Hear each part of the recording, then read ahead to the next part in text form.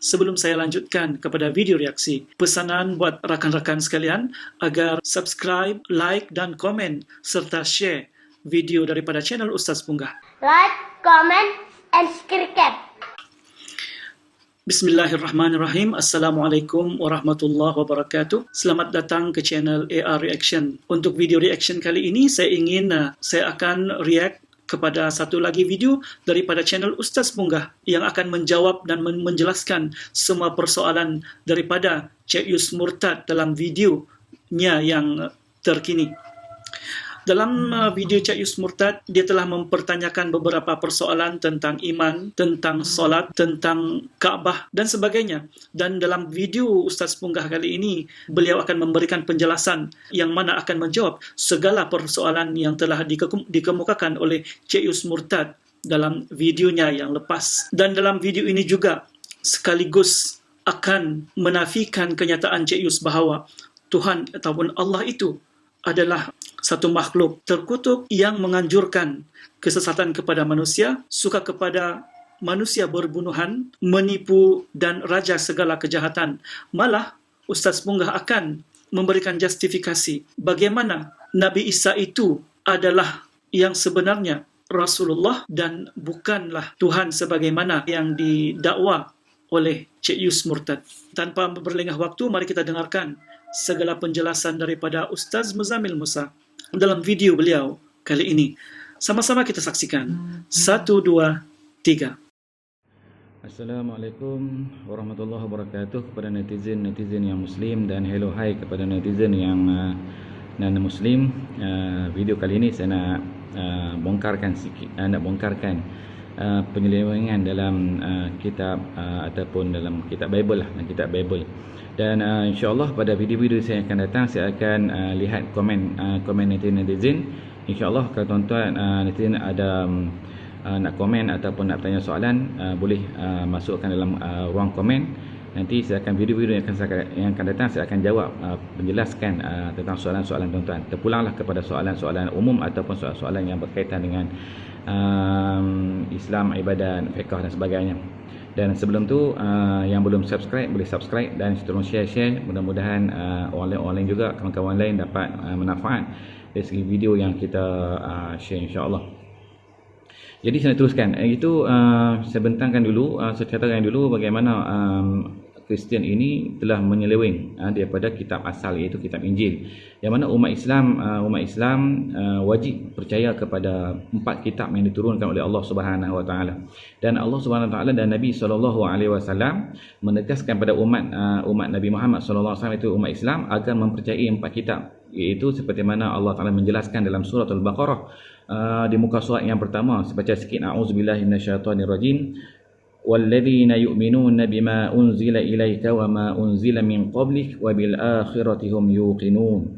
Sadaqallahul azim. Iaitu Tuhan menyebut, wahai Muhammad, dan berimanlah kamu kepada apa-apa yang telah diturunkan kepada Nabi Muhammad sallallahu alaihi wasallam, dan kemudian apa-apa yang telah diturunkan kepada nabi-nabi terdahulu sebelum kamu, kata Allah Subhanahu wa taala, sebelum Nabi Muhammad sallallahu alaihi wasallam, iaitu kitab Taurat, kitab Zabur dan kitab Injil yang pada masa seterusnya, iaitu yang terakhirnya kitab Al-Quranul Karim.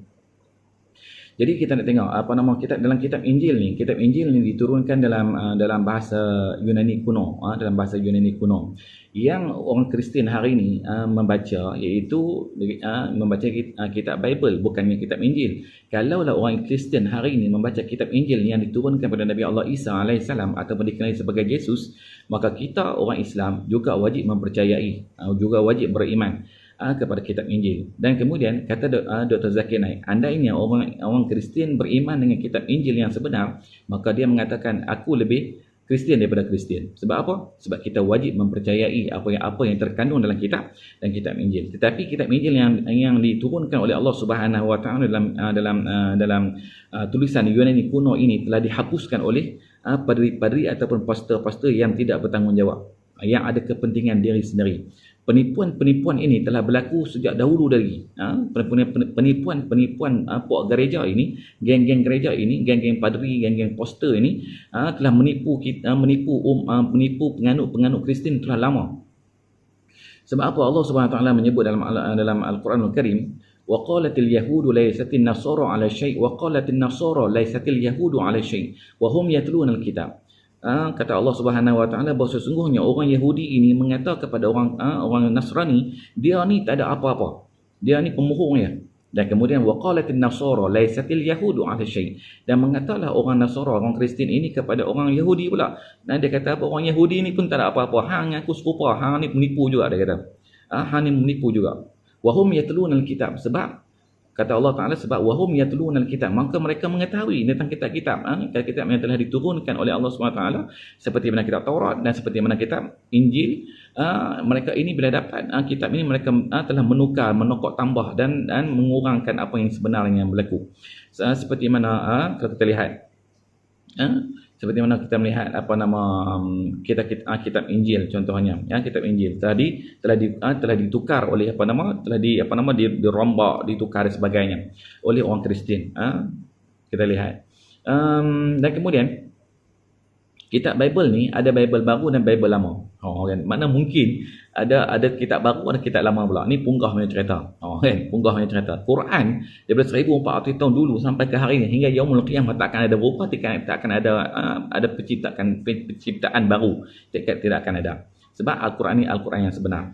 Jadi dalam kitab Bible ni ada perjanjian baru dan perjanjian lama. Dan kebanyakannya penganut Kristian tidak dibenarkan membaca kitab lama. Tidak dibenarkan baca kitab lama. Kitab Bible ni terbagi kepada tulisan Matius,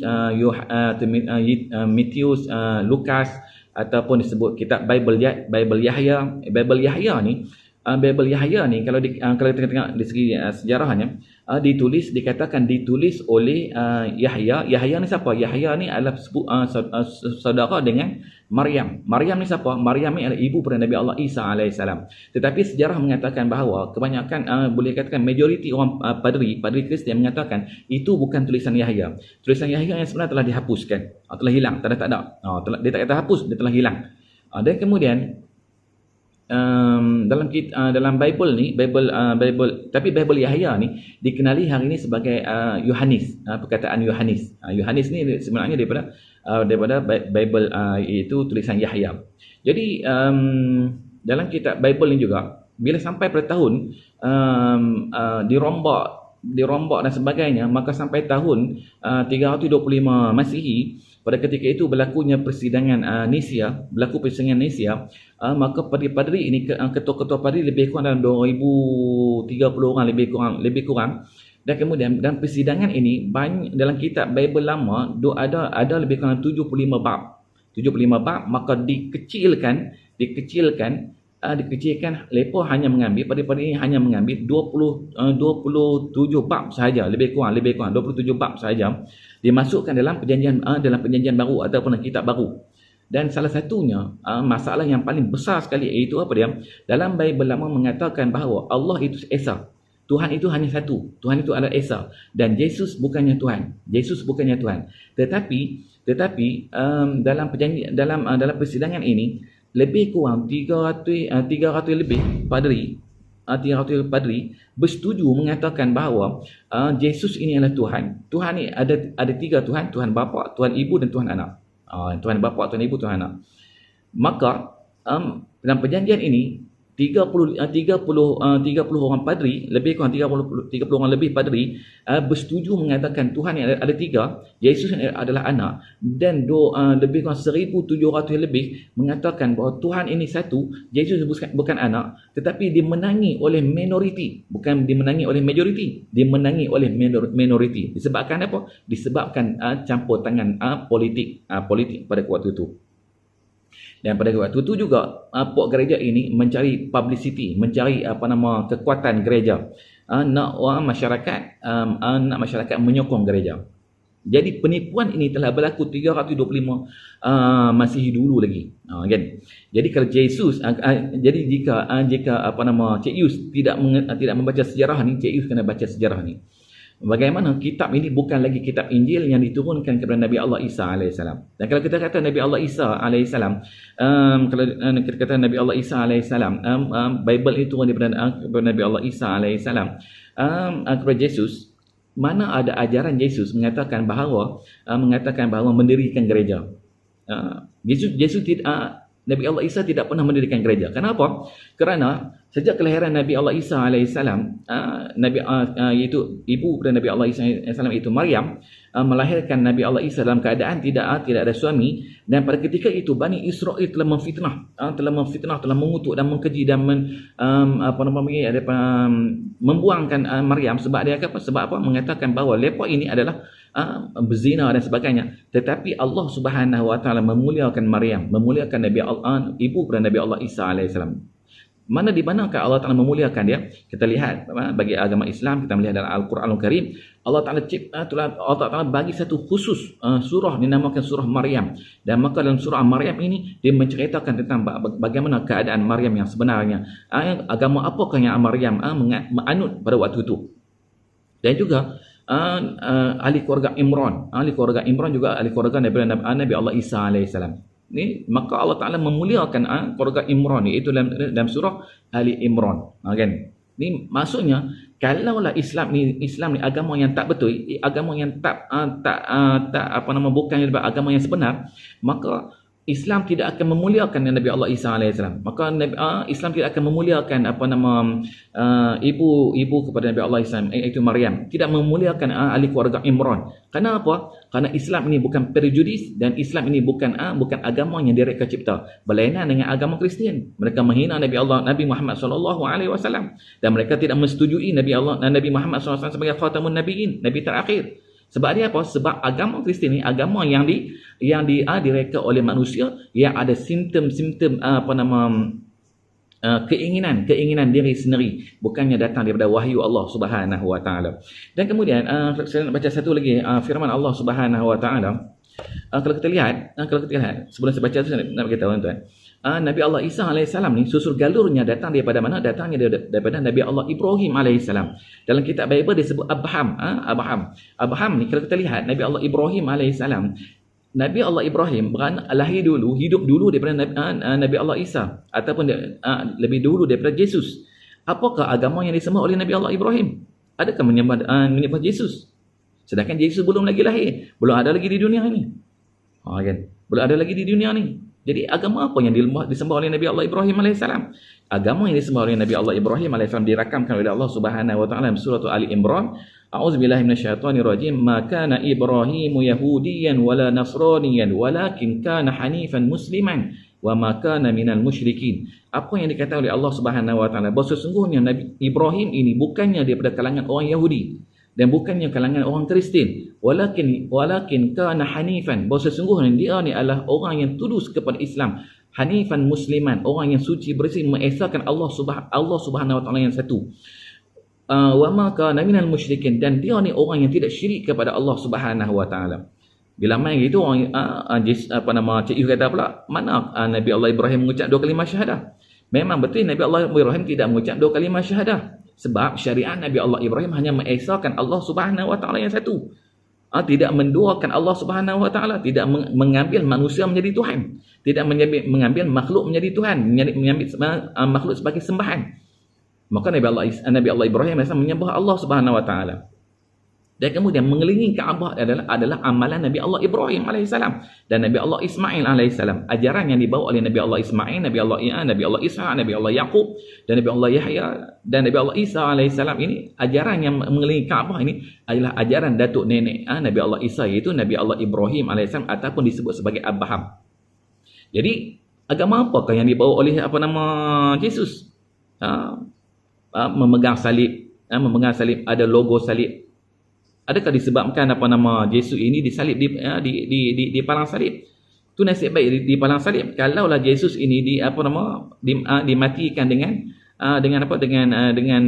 dihempuk dengan batu, mungkin kemungkinan orang Kristian akan ambil batu letak di dada dia, dijadikan rantai dan sebagainya. Mungkin akan orang Kristian akan ambil batu ini diletakkan di rumah-rumah untuk menjadi sembahan. Ini menjadi simbolik sembahan. Mungkin.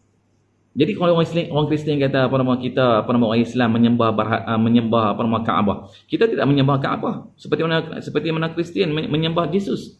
Terpaksa mengambil wahai Yesus, menyebut Yesus, aku mohon keampunan dan sebagainya. Kita tidak perlu mengambil Kaabah. Wahai Kaabah, aku minta ampun pada engkau, wahai Kaabah. Perlu tak? Tak perlu. Sebab orang Islam hanya menyembah Allah Subhanahu Wa Taala. Sebab tu dalam solat pun sendiri pun orang Islam hanya menyebut Allahu Akbar, tidak menyebut Kaabah Akbar. Kan? Tidak menyebut Kaabah Akbar. Kalau menyebut itu punggah nama dia. Kan? Jadi orang Islam ni hanya menyebut Allahu Akbar. Allah yang Maha Besar. Bukannya patung dan bukannya logo dan sebagainya, dan bukannya berhala, bukannya dan sebagainya selain daripada Allah Subhanahu Wa Taala.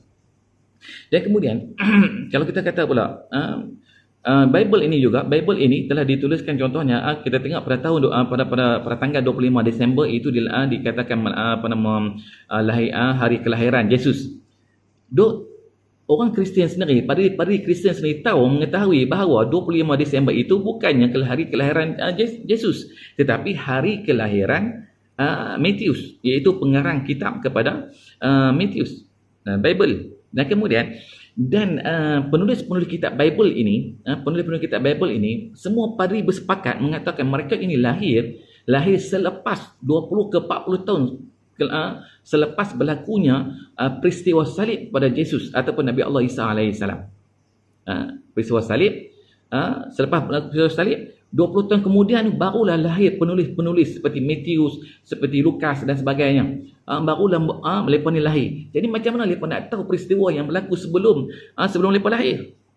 Maka mereka akan dengar daripada mana? Dengarlah daripada padri-padri penipu, padri-padri yang sesat, padri-padri yang hanya syok sendiri. Sebab tu kalau kita lihat kebanyakan orang-orang yang nak menjadi padri seperti Cik Yus nak jadi pastor dan sebagainya, nak jadi padri ni, mereka pergi masuk akademik padri. Sebab tu kebanyakannya padri-padri ni bila sampai ke pangkat yang tertinggi, kita panggil master lah, pangkat master, PhD padri ni, lepas sampai satu tahap, mereka akan mula berfikir, adakah Tuhan Yesus yang mereka sembah hari ini Tuhan yang betul? Sebab tu kita lihat kebanyakannya padri-padri, banyak padri-padri daripada Kristian masuk kepada agama Islam. Ini menunjukkan bukti bahawa Islam adalah agama yang benar, dan Nabi Allah Isa alaihissalam lahir dan mendakwah kepada Islam, Tuhan yang Esa, Tuhan yang satu, bukannya kepada Yesus. Dan kemudian kita tidak pernah nampak, kita tidak pernah dengar ustaz-ustaz keluar daripada Islam masuk kepada agama Kristian. Tak pernah dengar. Sebab dia apa? Sebab orang yang menjalankan agama Islam, yang memahami Islam, mengenali dan memahami Islam, mereka tidak akan berbolak-balik lagi. Hati mereka tidak akan bertukar-tukar. Sebab apa? Keyakinan mereka dengan Allah Subhanahu Wa Taala. Yang orang Melayu yang masuk Kristian ini tak ada apa-apa. Orang yang tak ada apa-apa, yang tidak ada memberi bekas kepada Islam. Kan, tidak memberi bekas dan tidak memberi kesan kepada Islam. Seperti Cik Yus lah. Cik Yus masuk Kristian, kita ada masalah? Kita tak ada masalah. Tetapi kenapa hari ini kita bertukar lumut bagi tahu penerangan agar kita sayang pada Cik Yus, supaya mana kita tak nak hati yang telah beriman kepada Allah Subhanahu Wa Taala berbolak hati dia, bertukar hati dia, pergi kepada kesesatan, pergi kepada kesesatan, kepada zulumat, kepada kesesatan, akidah yang sesat. Jadi rugi. Jadi sebab itulah kita bercakap supaya mana kita tahu bahawa jauh di sudut hati Cik Yus tadi ni ada terdetik di hati dia rasa mungkin terdetik di hati dia terasa Allah ni adalah Tuhan yang sebenar, bukannya Yesus. Kalau Yesus lah Tuhan yang sebenar, kalau Yesus Tuhan yang sebenar, kenapa gereja tidak mengarah kepada Jerusalem? Kenapa tidak mengarah kepada Jerusalem? Sebab Jerusalem ni tempat pengkebumian Yesus. Kalau mereka menyembah Tuhan Yesus, kenapa mereka tidak mengarahkan kiblat ke arah mengarahkan gereja mereka ke arah Jerusalem? Kenapa? Kerana mereka pun tidak yakin bahawa Yesus itu adalah Tuhan, dan yang disalib itu bukannya Isa alaihissalam. Dan insya-Allah nanti kita sambung pada episod video-video yang akan datang. Jadi jangan lupa subscribe dan jangan lupa follow saya punya audio atau YouTube, insya-Allah. Wallahu alam. Assalamualaikum warahmatullahi wabarakatuh. Penjelasan daripada Ustaz Muzamil Musa dalam videonya yang berdurasi lebih kurang 17 minit. Beliau telah menyangkal segala tuduhan daripada Cik Yus Murtad dalam videonya yang lepas. Saya amat mengharapkan agar mesej-mesej daripada video Ustaz Punggah ini sampai kepada Cik Yus Murtad, agar beliau dapat berfikir dan mengambil iktibar daripada ceramah yang telah disampaikan. Dan sekiranya rakan-rakan dapat berkontak dengan Cik Yus Murtad secara langsung, adalah amat diharapkan agar dapat menyampaikan video-video ini kepada Cik Yus Murtad, InsyaAllah. Sekali lagi diingatkan, rakan-rakan sekalian, silalah subscribe, komen, like dan juga share video-video daripada channel Ustaz Punggah. Dengan itu saya sudahi dengan wabillahi taufiq wal hidayah. Assalamualaikum warahmatullahi wabarakatuh.